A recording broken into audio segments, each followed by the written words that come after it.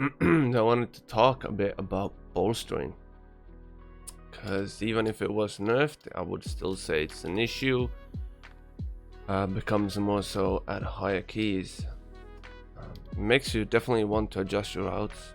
I also think it's a pretty fun affix if they actually if it actually had the same weight as the other affixes, or let's say other affixes had the same weight on keys as bolstering do, because bolstering is definitely affecting the keys a bit more than most other affixes like spiteful or raging or bursting, or not Sanjin. Sanjin bolstering is kind of the same, I think.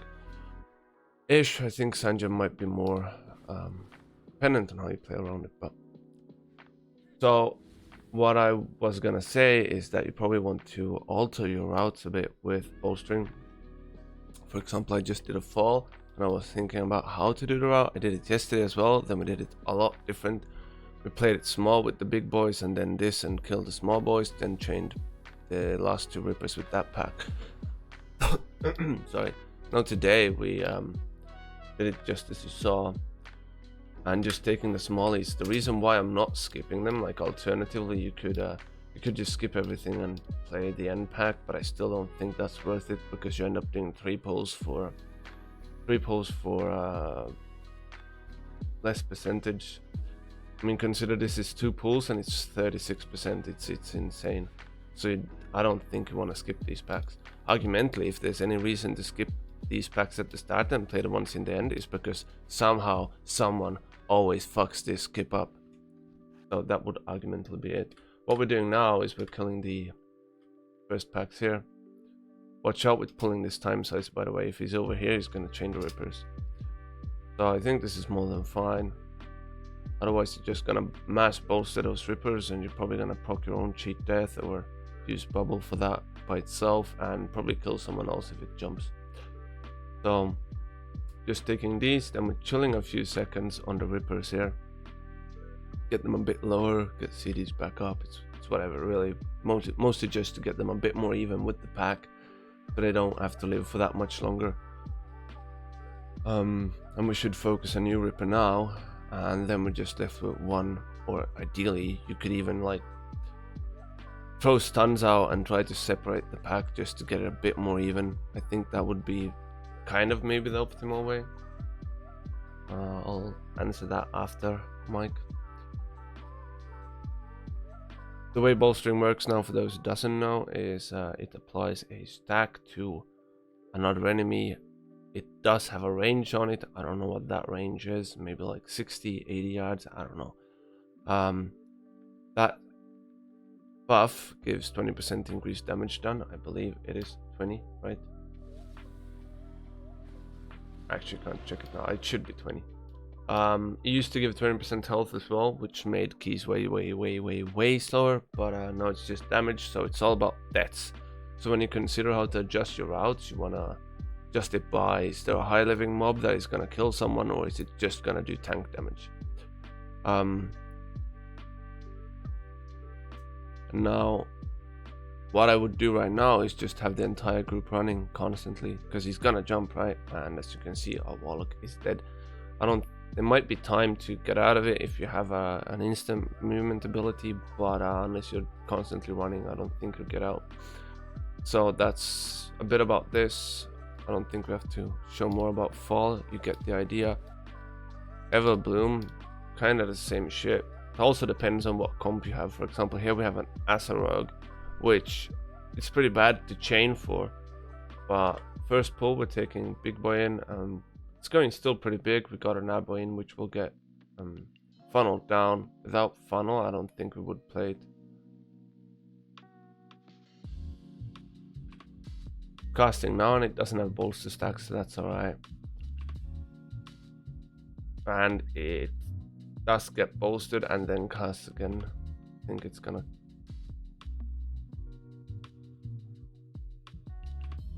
Yeah, it's gonna cast now.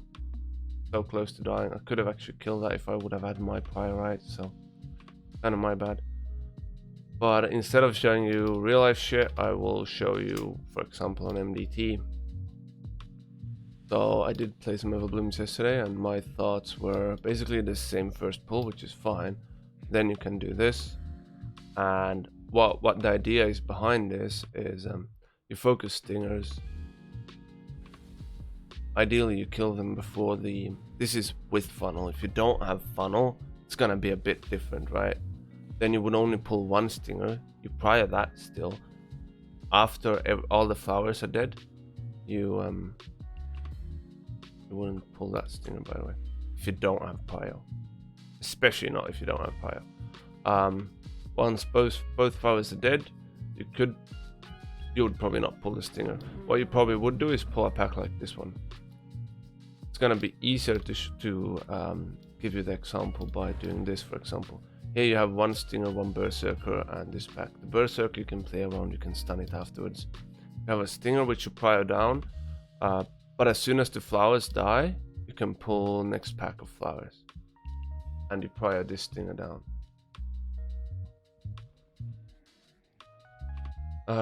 There's kind of same idea here as well.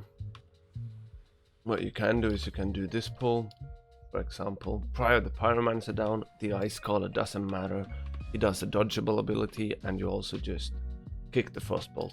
These are still gonna start sapping, but that's alright. What I would do here is I would pull these somehow. I'm not sure how, but ideally you don't want to play anything else next, you want to play these next. But usually we end up doing this just because people ask pull and other things, but I would recommend doing pull 4 before, and then chain these in, then do pull 5. You could also even take this guy on boss, maybe. Maybe not, I wouldn't recommend it. We also have other keys.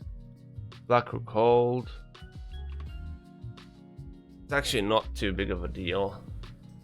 Can definitely play around it.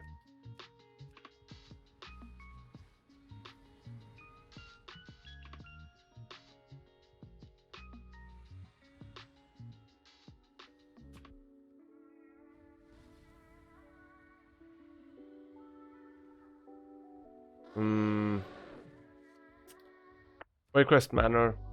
I hope you get the idea behind how to play around with Bolstering based off of what your comp is as well. If you have a full AoE comp which has 0 prio, you really want to watch out what you're pulling. Like, then you could maybe consider even going just 2 packs here, for example, these 2 packs. When you kill the flowers, you could change something else. As long as that something else shouldn't be a thing that one-shots someone randomly. It should be something that just stays on the tank. For example, like these casts. These casts. It's not too big of a deal. I'm not sure if there's much else to say here. Consider Galakrond's fall. Watch out for these rippers. Once they're bolstered, they will probably kill someone. No, it's not just because of interrupt capability. Throne is probably gonna be naughty as well, but I haven't had the chance to actually go there this week yet. I can imagine Waycrest being messy. Watch out with the witches. Really don't want to bolster them up. Unless it's the cast one, then you can solo kick it as paladin anyways, so should be fine. Let me think if there's anything else that I could quickly point out. Murzen's Rise, yeah, this. So this is pretty fine. This is basically what I did this morning. Only on a 25 though. Did it yesterday as well. And this is what I think somewhat close to what most people do. They take pull 3 together with boss though. They used to, sorry, but that is fixed now, I believe.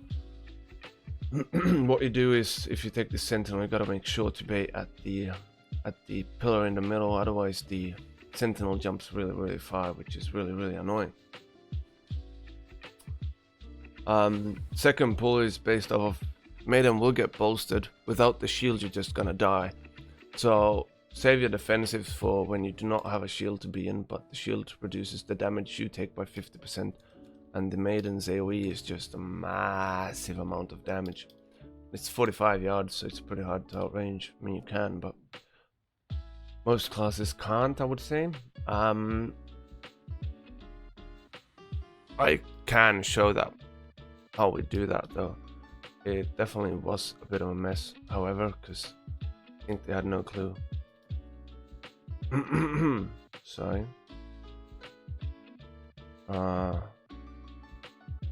Just here, just watch out for the orb, don't do like that, DH. Now he does radiance, and you can see it's not a big deal, even if she has a bolster stack. They are still fine. Now they run out of the shield. She probably didn't have a bolster stack. Why did they not take more damage than that? And the last time, has shield now. She has one bolster stack. She gets the bolster stack last second. And their damage is...